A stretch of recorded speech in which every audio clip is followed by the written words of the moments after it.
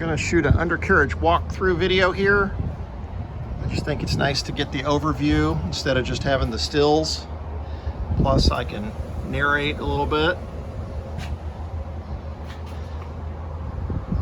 Got our IPD front sway bar up here.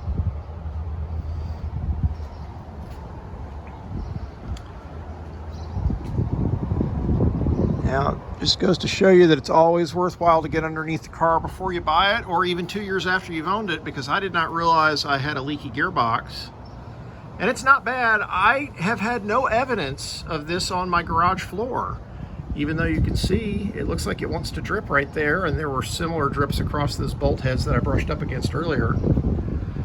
So we got a little gearbox fluid coming out, but it's not enough to leave its mark on my garage floor. The records tell us that the driver's side floorboard was repaired in 2003, and you can see it is a different color than the passenger side. The repair work itself seems to be holding up quite well.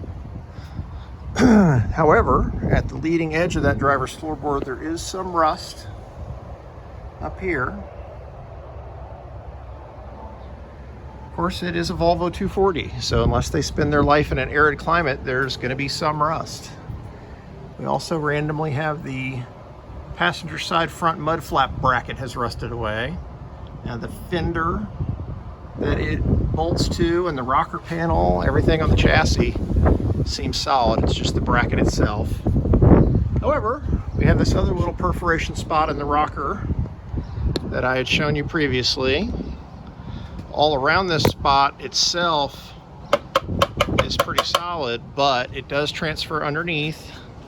And I've poked and prodded with my screwdriver tip here and knocked away all the loose stuff. There's one spot right there where I could actually get the tip to jam in, but the rest of it I've just flaked it away, and that's what you got. And back here, I'd shown you this in a prior video, this little rust spot at the trailing edge of the rocker. I started poking around in here in the fender liner, the inner fender, and the trailing edge of this rocker panel. And I was able to poke away all the flaky rust in there. So we did end up with a perforation there. So that's what you're dealing with. Now the quarter panels and the spare tire well that were repaired in 2003 along with the driver's floorboard, that stuff's all holding up well. I don't find anything here to poke at. It's all solid, nothing's flaky. So the repair work was done well. Back here in the back, we've got our IPD sway bar, panhard rod. I had paperwork on the bars and the panhard rod. I don't believe I have paperwork on the upper control arms, but they're there too. So that's a nice bonus. Got KYB shocks.